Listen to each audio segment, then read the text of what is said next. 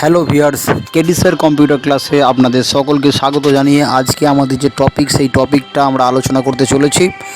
তো টপিকটা আপনারা স্ক্রিনে দেখতে পাচ্ছেন, টুডে টপিক এক্সেল। 4টে বিষয়ের ওপরে আজকে আলোচনা রয়েছে এবং আলোচনাটি খুব গুরুত্বপূর্ণ হতে চলেছে। ভিডিওটি শেষ পর্যন্ত দেখতে থাকুন। আর একটা ছোট্ট অনুরোধ, যারা এই চ্যানেলে নতুন আছেন তাদের ক্ষেত্রে আমরা বলবো সেটা হচ্ছে আপনারা এই চ্যানেলটি সাবস্ক্রাইব করে রাখুন, কারণ আমাদের এই চ্যানেলের মধ্য দিয়ে আপনি কিন্তু পেয়ে যাবেন কম্পিউটারের সমস্ত রকমেরই আলোচনা। তো দেরি না করে চ্যানেলটিকে সাবস্ক্রাইব করে দিন। তো আজকে আমাদের যে 4টে বিষয় আছে সেই 4টে বিষয় এখানে দেওয়া আছে, তবু আমি বলে রাখি আপনাদেরকে। দেখুন, এখানে লেখা আছে 1 নম্বরে র্যাপ টেক্সট, 2-এ আছে মার্জ অ্যান্ড সেন্টার, 3-এ আছে ইনক্রিজ অ্যান্ড ডিক্রিজ ডেসিমেল এবং 4-এ আছে ওরিয়েন্টেশন অপশান। তো আমরা পরপর এই বিষয়গুলো নিয়ে আজকে আলোচনা করব। প্রথমেই আমি দেখাবো এটা হচ্ছে র্যাপ টেক্সট। এই র্যাপ টেক্সটের ক্ষেত্রে যে বিষয়গুলো আমাদেরকে একটু লক্ষ্য রাখতে হবে, আমরা র্যাপ টেক্সট অপশনটা কখন ব্যবহার করব সেটা আমি আজকে দেখিয়ে দিচ্ছি আপনাদেরকে। দেখুন, আমরা যখন এক্সেলে কাজ করব, ধরুন এইটা আমাদের এক্সেলের আমাদের যে পেজ আছে সেই এক্সেলের পেজে আমি আসছি, আপনাদেরকে দেখাচ্ছি।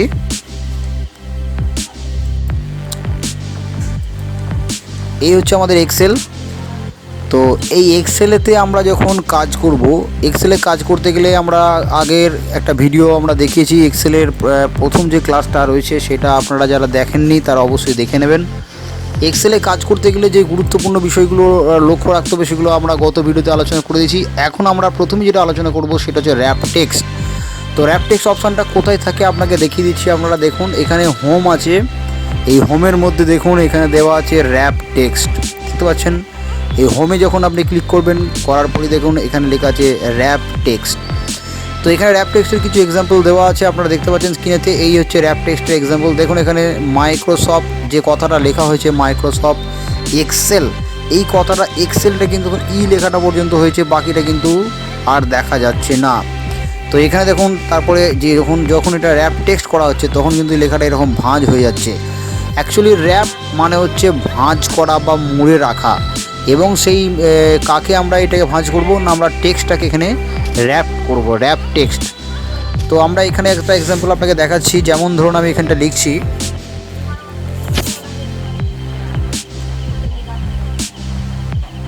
রবীন্দ্রনাথ, ধরুন আমি এই বানানটা লিখছি, রবীন্দ্রনাথ চ্যাটার্জি। তো রবীন্দ্রনাথ রবীন্দ্রনাথ চ্যাটার্জি যে লেখাটা লিখলাম, এই লেখাটা দেখুন আমি কিন্তু এই ডি কলামের মধ্যে লেখাটা লিখলাম, কিন্তু লেখাটা কিন্তু দেখুন EF এই দুটো কলামকে ছাড়িয়ে গেছে। তার মানে এই লেখাটা কিন্তু আমার এই কলামের মধ্যে আর সীমাবদ্ধ থাকলো না বা এই কলামের মধ্যে রইল না।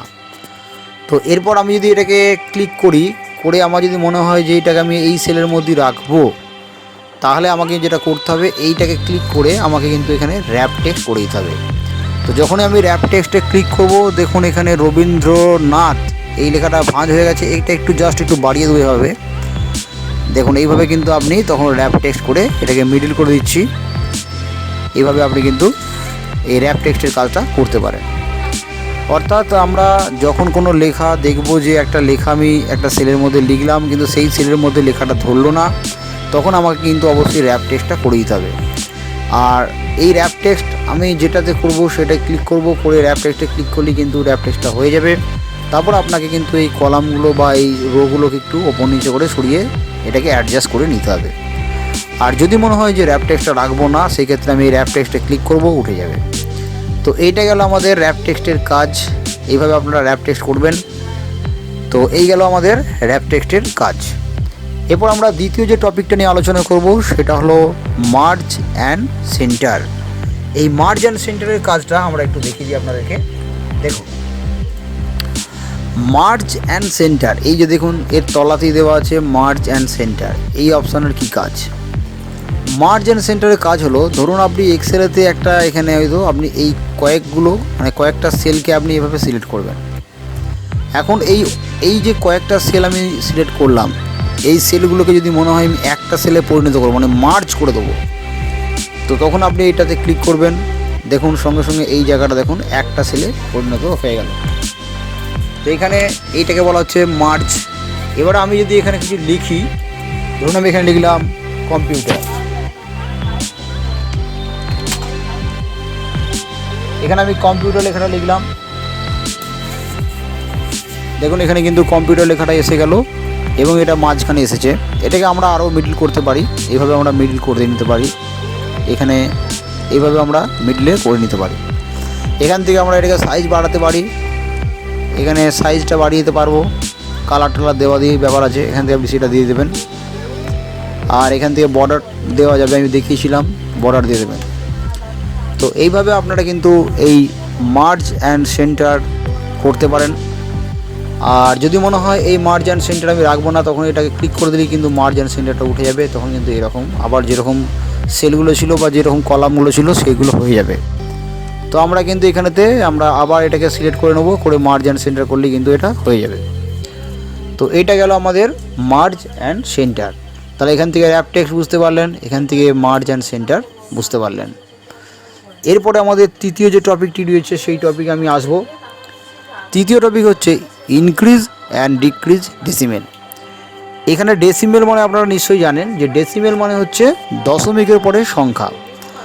দশমিকের পর সংখ্যাটা হচ্ছে, আমি ধরুন এখানে আমি একটা নাম্বার যদি এখানে ইউজ করি, ধরুন আমি এখানে লিখলাম 84.12345 এরকম একটা নাম্বার যদি আমি ব্যবহার করি, এন্টার দেবো। দেখুন এখানে দশমিকের পরে যে সংখ্যাটা লেখা হয়েছে সেটা হচ্ছে 12568। কিন্তু আমার এই দশমিকের পরে যে সংখ্যাটা আছে, আমরা কিন্তু দশমিক পরে দুটো করে সংখ্যা রাখি, তাই তো? তো এখন আমি যেটা করব, এই দশমিক পরে যে দুটো সংখ্যা আমি যদি রাখতে চাই, তখন আমাকে এটা ক্লিক করে দেখুন এখানে অপশান দেওয়া আছে। এই যে আপনারা এখান থেকে করতে পারেন ডিক্রিজ ডেসিমেল আছে, আর এখানে ইনক্রিজ ডেসিমেল আছে। তো আমরা এক্ষেত্রে ডিক্রিজ করব, মানে কমাবো। দেখুন এখানে 8 ছিল, 8টা মুছে গেল, আবার ক্লিক করলাম, কমিয়ে দিলাম 6। এইভাবে আমি কিন্তু দশমিক পরে দুটো করে সংখ্যা এখানে আমি রাখতে পারি। দেখুন এখানে দশমিকের পর দুটো সংখ্যা হয়েছে। তো আমি যদি এটাকে মনে করি যে আমি আরও বাড়িয়ে দেবো, তাহলে এখানে ইনক্রিজ করব। ইনক্রিজ মানে বাড়বে, দেখুন দশমিক পরে সংখ্যাটা বাড়ছে, এইটাকে বলা হচ্ছে ইনক্রিজ ডেসিমেল। আর এখানে হচ্ছে ডিক্রিজ করলে এটা কিন্তু কমে যাবে। তো এইভাবে আমরা কিন্তু দশমিক পরে সংখ্যাটা আমরা কমানো বাড়ানো করব এই অপশানের সাহায্যে। তো এটা গেল, তাহলে আপনারা বুঝতে পারলেন এখানে র্যাপ টেক্সট, এখান থেকে মার্জ অ্যান্ড সেন্টার এবং এখান থেকে ডিক্রিজ অ্যান্ড ইনক্রিজ। নেক্সট আমরা পরবর্তী যেটা আমরা বলেছিলাম ওরিয়েন্টেশন অপশান, এই ওরিয়েন্টেশন অপশানে আমরা এরপর আসব।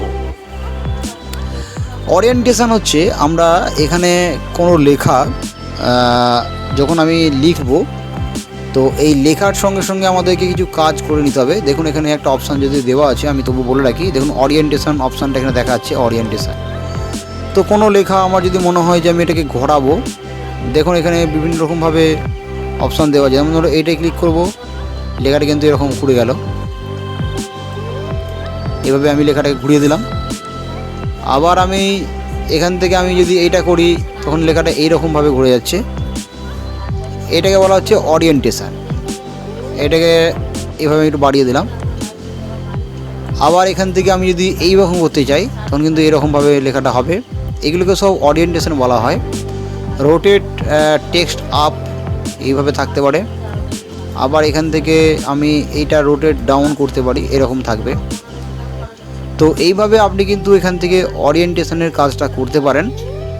আর এইখানে ফরম্যাট সেল অ্যালাইনমেন্ট বলে একটা অপশান আছে। এই সেল অ্যালাইনমেন্টে ঢুকে গেলে এখানেতেও দেখুন একটা ওরিয়েন্টেশন অপশান দেওয়া আছে।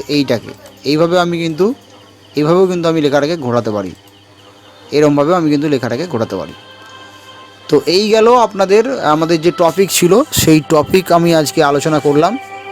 তো টপিকের বিষয়গুলো আপনারা নিশ্চয়ই বুঝতে পারলেন যে র্যাপ টেক্সট কীভাবে আমরা ব্যবহার করব, মার্জ অ্যান্ড সেন্টার আমরা কীভাবে ব্যবহার করব, ইনক্রিজ ডিক্রিজ ডেসিমেল এবং এখান থেকে ওরিয়েন্টেশন, এই 4টে অপশান নিয়ে আজকে আমরা বিষয়টি আলোচনা করলাম। তো আশা করি আপনারা বিষয়টা বুঝতে পেরেছেন। তো ভিডিওটি ভালো লাগলে ভিডিওটিতে একটি লাইক দেবেন, চ্যানেলটিকে সাবস্ক্রাইব করে রাখবেন, আর অবশ্যই চ্যানেলে পাশে থাকবেন। তো দেখা হচ্ছে পরবর্তী ভিডিওতে। আজকের মতো এই পর্যন্তই, দেখা হচ্ছে পরবর্তীতে। ধন্যবাদ।